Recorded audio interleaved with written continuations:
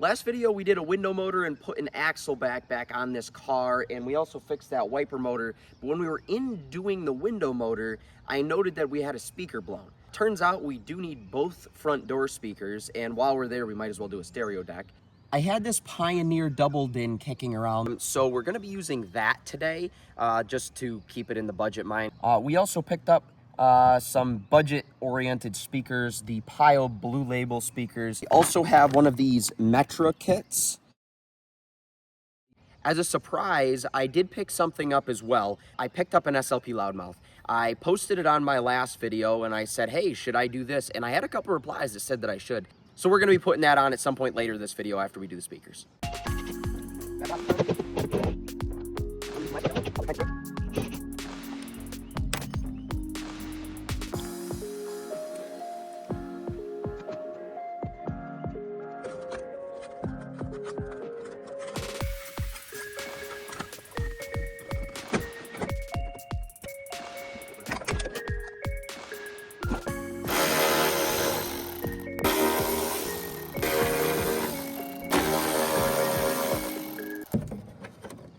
All right. Bye-bye, stock speaker. Positive is tan, negative is gray.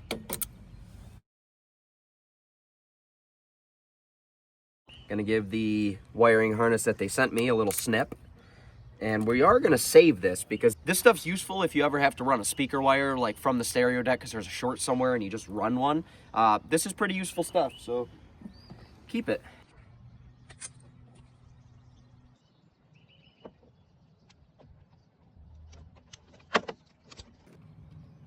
We're gonna plug in and test. I always test before I reassemble these things, just because sometimes you screw something up, and it's way easier to not hate yourself when it's already apart. See?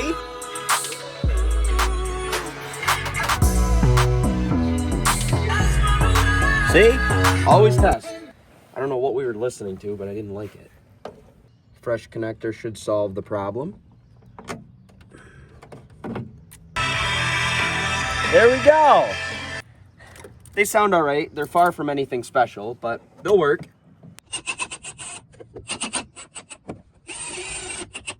Now we're just lining up all the holes.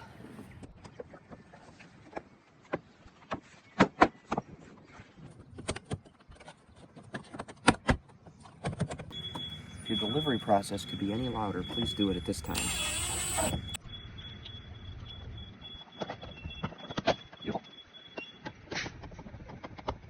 Now this door panel's got to come off. All right, that's off. Let's replace the speaker and move on to the head unit.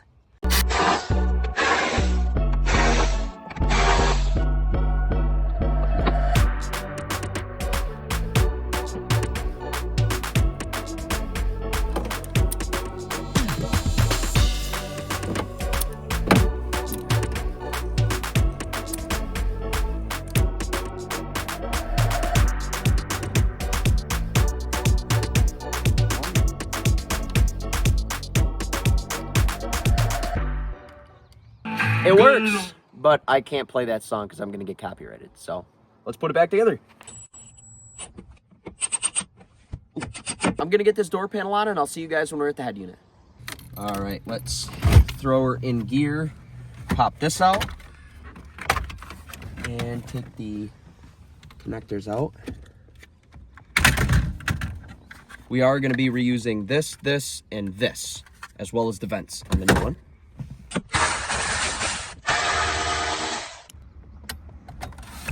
So, and the antenna as well.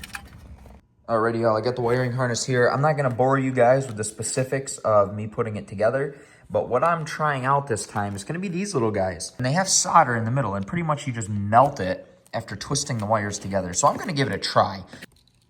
I'm gonna combine these, and I'll see you guys in 1 minute when we're back in the car. All right.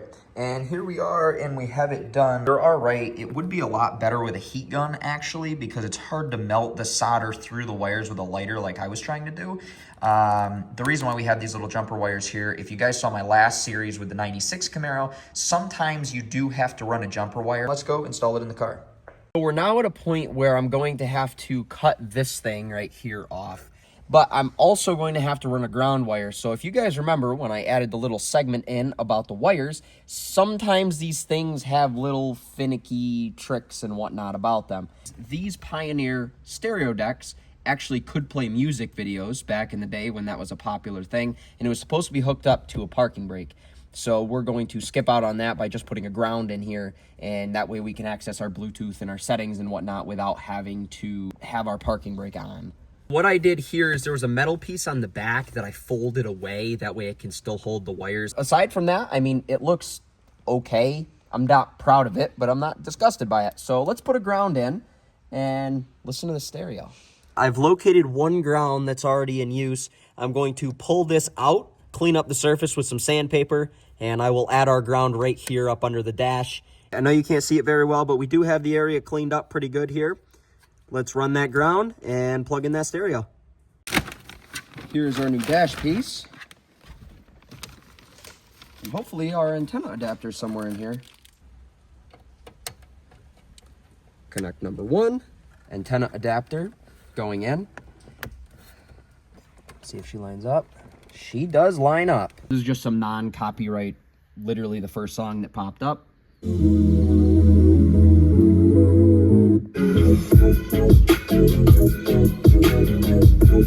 Actually, I'm reasonably impressed by these pile speakers. I'm gonna have to do a little adjusting, but they sound pretty good. Should be able to just pop this in, pop this in, and then, oh, that is not a good match, but that's all right. Yeah, looks pretty good to me. Give her another sound test here. I'm honestly pretty impressed with how it sounds. This is just another no copyright sound. Now I got a gun, cause he say he ain't a wrestler. You said that you a shooter, well I guess I'ma keep testing you. I'm only beefing by money, I'm like a cash cow. I see they beefing, I'm coming up and they ask how. It's a couple days later now, and although the stereo and speakers have been treating me great, they're just missing some depth. And I was scrolling through Marketplace last night, and I found an amp in town for sale for 40 bucks, so I offered him 20, and then he took it. And then I still have that Kicker 10 left over from the single cab that I did, so we're gonna throw that in here to give this thing a little more thump. I've already disconnected these, so we don't have to worry about that. Run a third blue wire all the way to the back of the car, as well as 2 RCA cables to the back of the car, and then we'll snake a power wire through the firewall. Easy peasy. I ordered this off of Amazon. It's an 8-gauge wiring kit for subs for the car. If they think I'm putting forest green wire loom on my car, that ain't gonna happen. Looks like we got all the stuff in this kit. Fuse block. Should be good. So first, we're gonna snake this little blue wire down. These F-bodies have terrible build quality, so pretty much you just kind of stick this in with the general direction of down, and you can grab it from the back, like so. Run it up underneath your dash piece right there by undoing the clips, and then we run it down the trim panel all the way down. We are going to make cameraman do all the wire tucking today. Just general direction of down, and it'll find its way out, I promise. Yeah, look. These things were not built that well. There we go. Melt that solder, please. Melt the solder, please. Why is it on fire? It'll be fine. While cameraman does that, we are going to pull out the PCM, because I think that's the only grommet in these. I don't remember, it's been a while. Neutral drop.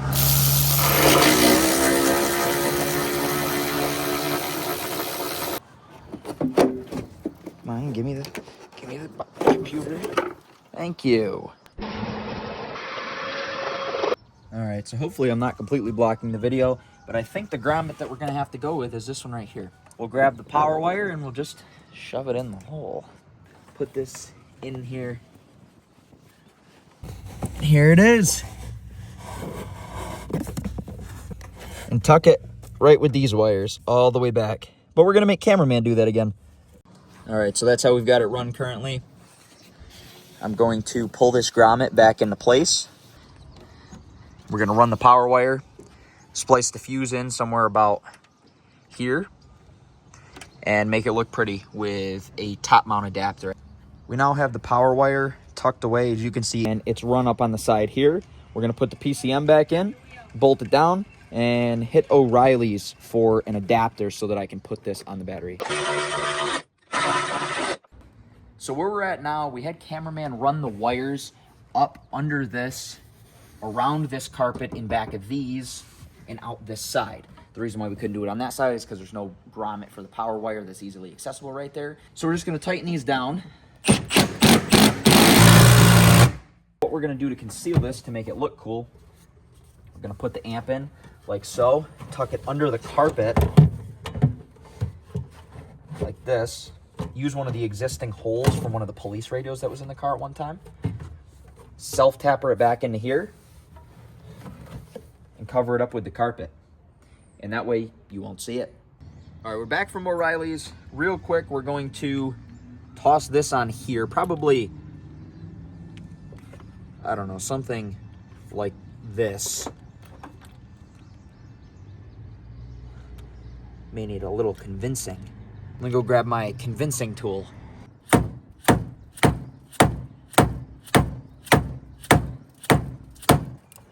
We will give it a slice.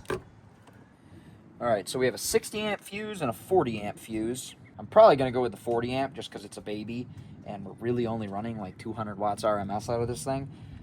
So a 40 should be very safe. We now have a Band-Aid as well, if I didn't mention that before. We just took the O-ring off the one side so that we can slide it through. So there we go. As you see, we're gonna loosen this bad boy up a little bit. Same with this one. We're gonna strip both ends of those wires and put them in each end here into the little reducer and then tighten it down. Okay.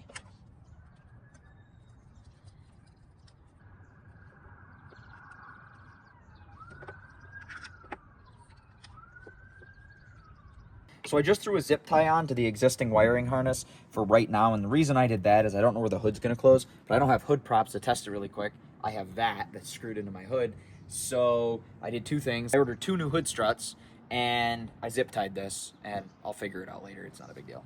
I can't find my piece of sandpaper, so I'm gonna use this little Hardell rotary tool, essentially a Dremel that I bought on Amazon for like 20 bucks. Clean up this area. Down the metal.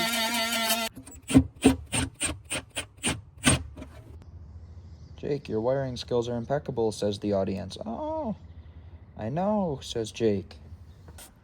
I'm going to crimp down the other side the same way. Give it everything I got. Oh, that's a solid connection.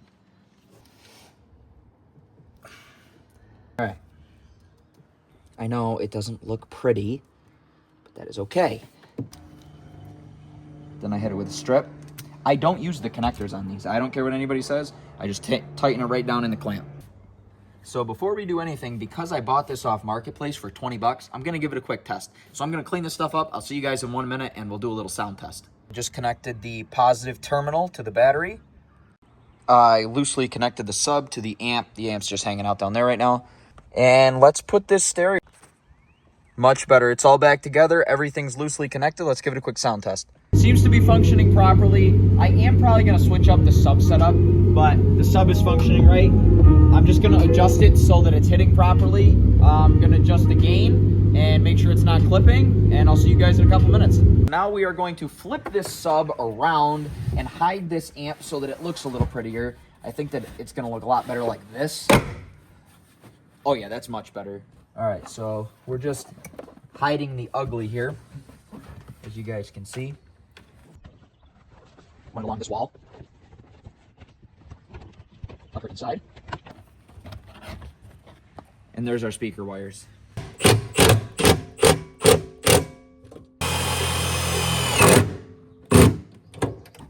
Now we are reinstating our carpet. I know it doesn't look quite right, but it's gonna look better. It's really not about me worrying that somebody's gonna steal this. Nobody wants a Rockville 600 watt amp that they don't even make anymore. And nobody probably wants my Kicker 10 that's been abused for 2 years. But it looks a lot cleaner, and because I'm gonna be driving it, I care a little more. Just went for a drive, listened to some songs that are copyrighted, so I couldn't play them on YouTube. And it sounds pretty good. Alrighty, y'all, next day now. Wow.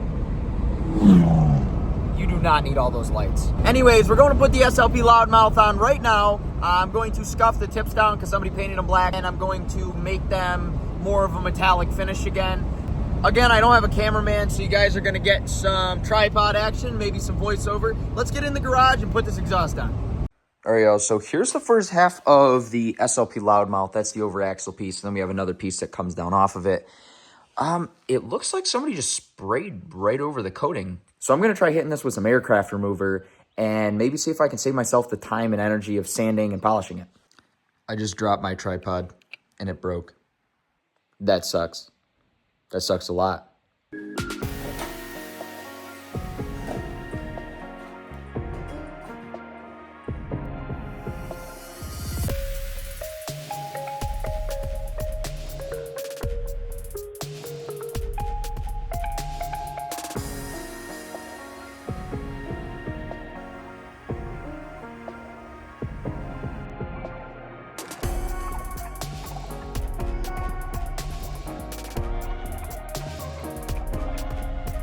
What you guys are seeing right here is a stock over axle pipe with the Borla muffler that we put on last time and the tips that we put on last time.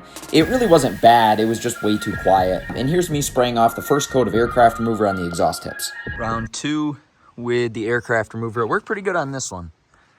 He definitely didn't use any primer of any sort because it just ate right through. And this isn't even the good stuff. All right, we had to take out a couple bolts to make this reasonable to get the new SLP in because it's about a 3-inch pipe instead of the 2 1/4, and it's not flattened like this one is, unfortunately. So it's going to be a little bit more of a pain to get in.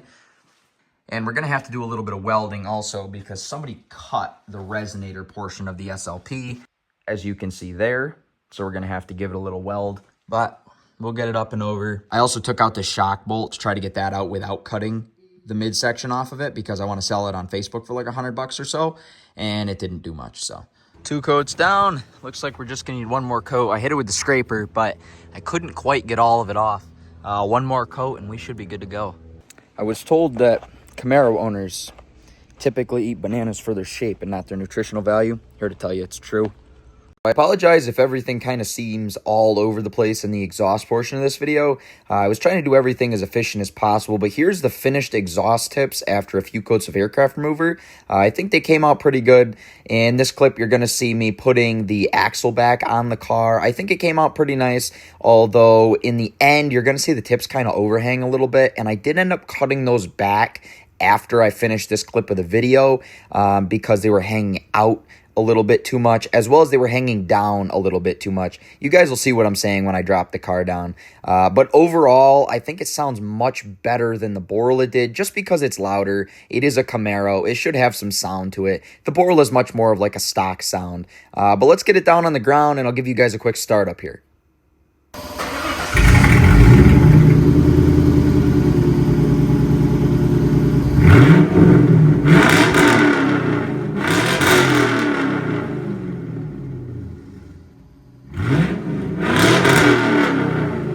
Well, y'all, I wanted this video to have a little more content to it. But as of right now, I'm currently limping the car home at 30 miles an hour. I just blew a 4L60.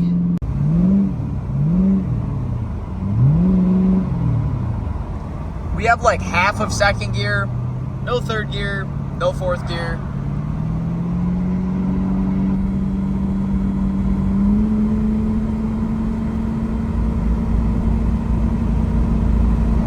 That's all. We can't go past 48 miles an hour. I'll see y'all in the next one, where we pull the transmission out and put a new tranny and stall converter in it. And I got my car buying shirt on.